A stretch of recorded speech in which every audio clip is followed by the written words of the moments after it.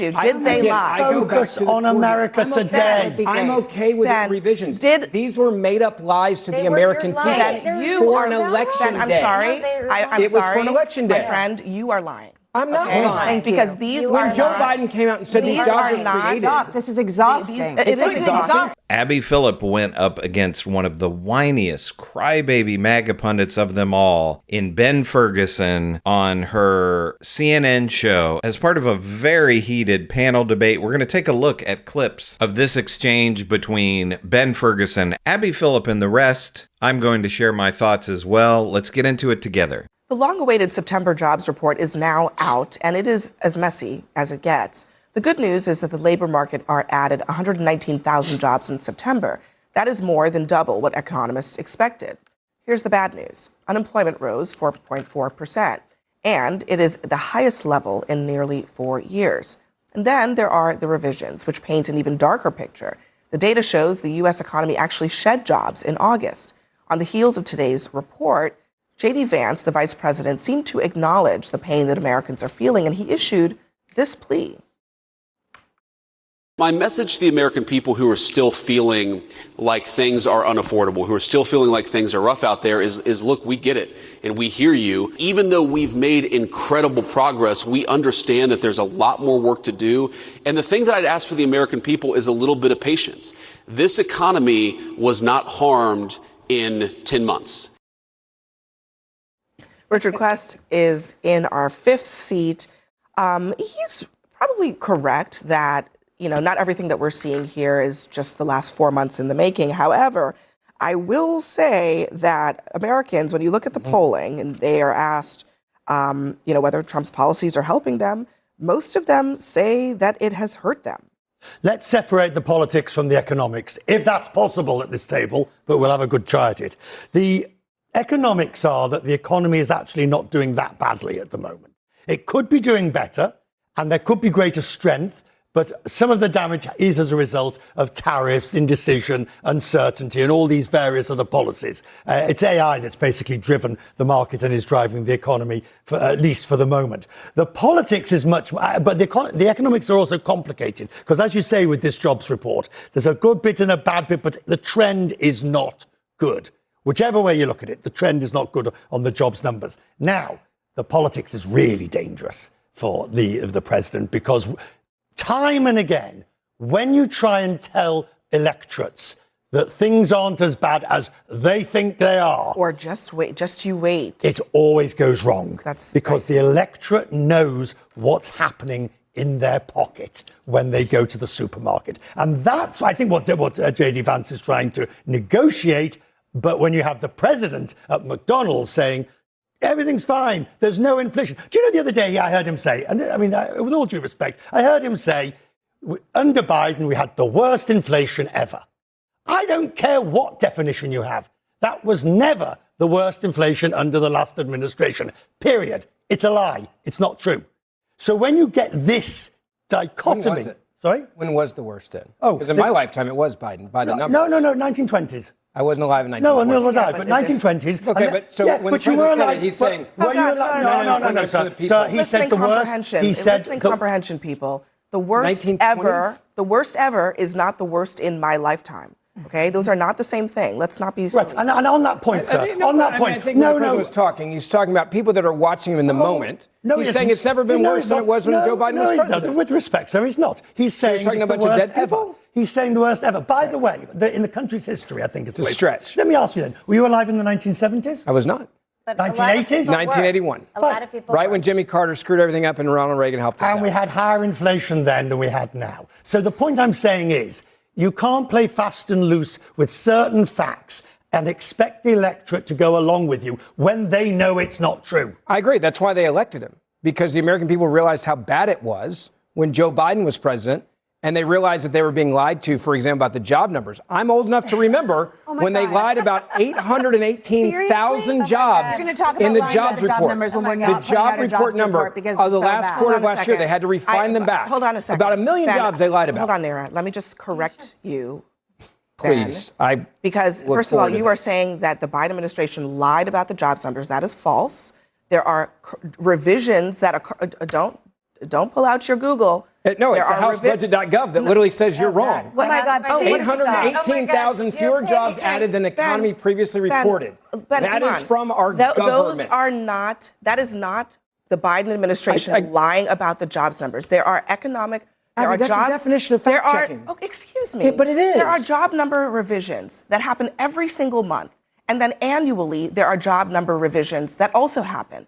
A revision of that size was very similar to a revision of the job numbers that also happened in, was it 2009, I believe it was? It's all to do with rebalancing of the numbers. Ben, stop. Every year, the job numbers are revised. Sometimes they're revised up, sometimes they are revised down. The president is not responsible for putting out those numbers, good or bad. So the Biden administration did not lie when they said there was 820,000 jobs. No, they did not. Oh, wow. Stop with the Biden administration. We're in the Trump administration. I explained Are we not why in the Trump Trump was administration? Ben, I just think, honestly, let's stop for a second because that is very, very dishonest. It's not And dishonest. You know True it. or false, there were So you 818,000 tell me fewer then. jobs Hold added on, to the hold economy on. previously You tell me like a bully. then. It's Did the exhausting. Trump administration lie about the job numbers over the summer that have been revised down? Did they lie? That not to the point of 818,000. But You're saying that's not what I asked you. Did they lie? Focus on America today. I'm okay with Ben, the revisions. These were made up lies to the were- American you're people lying. for an election Ben, I'm day. sorry. No, they're I'm It was sorry. for an election day. My friend, you are lying. I'm not Okay? lying. Thank you. Because these You are are not. How refreshing is it to see Abby Phillip finally saying to Ben Ferguson, "You are lying. You are lying, Ben Ferguson." How I would love to see Abby Phillip do this to Scott Jennings as well. But Ben Ferguson, is there a whinier, more disingenuous bitch on all of TV news? Let me know in the comments what you think. If there is a whinier bitch than Ben Ferguson. You know this kid in school had every teacher saying, "Ben, shut up. Stop talking. I'm talking now." And you know that Ben Ferguson was saying, "Yeah, but what about Joey? He was talking too."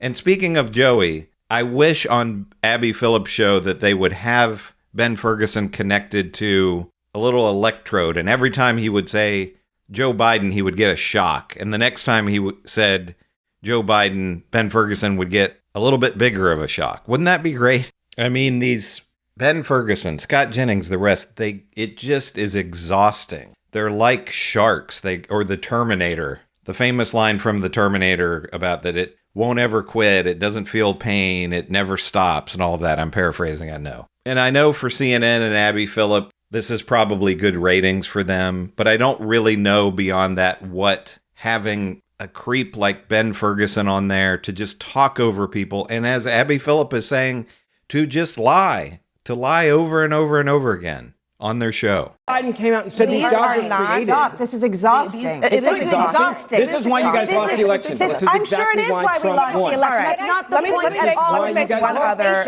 Listen. factual point because I think this is super important. Donald Trump ran on lowering the cost of goods. He also one, ran he said. on a manufacturing renaissance in this country. Guess what has not happened? Manufacturing in this most recent jobs report has been down 6,000 jobs. And since the top of the year, we have a chart that you can see.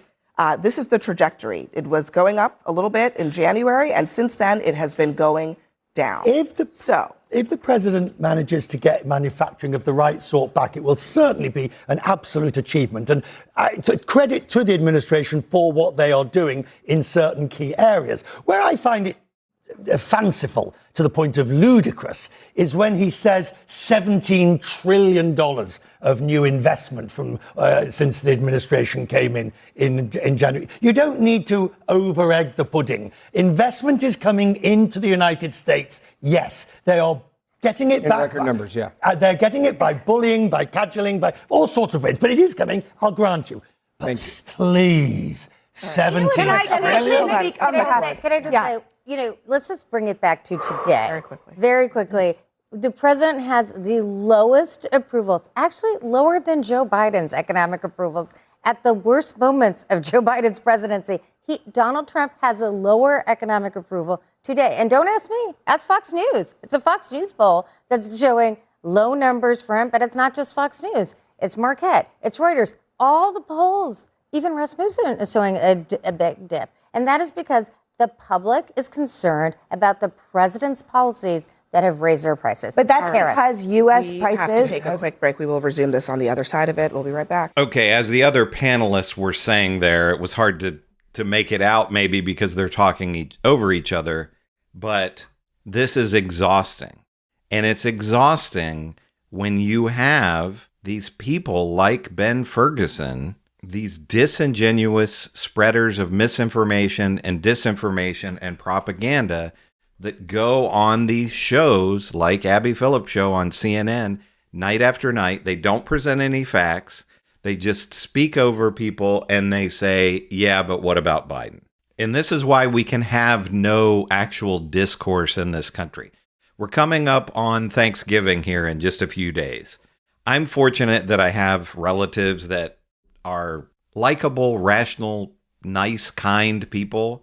We don't agree 100% on everything politically, but we can have conversations and debate a little bit. And there's not this whataboutism, but I'm sure there are a lot of you out there that probably have a Ben Ferguson in your life. I certainly know people that I grew up with in particular, that everything, you could say, hey, what do you think of the weather outside today? Well, what about Biden?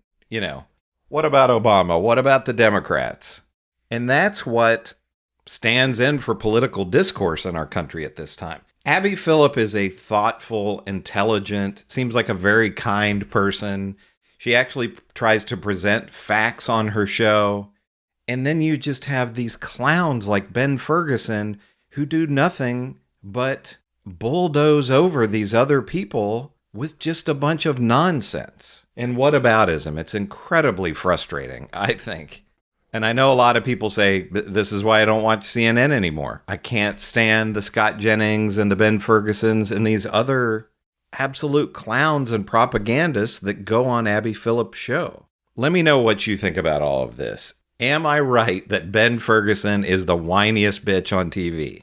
I know Scott Jennings is in there as well, but he's the smug, mugging for the camera prick all the time. He's not as much of a crybaby as what Ben Ferguson is, in my opinion. They're both terrible. But let me know in the comments if you think there's somebody whinier and douchier than Ben Ferguson, let me know in the comments. Make sure to give me a like and subscribe. I'm Chris on Culture, and I'll see you in the next video.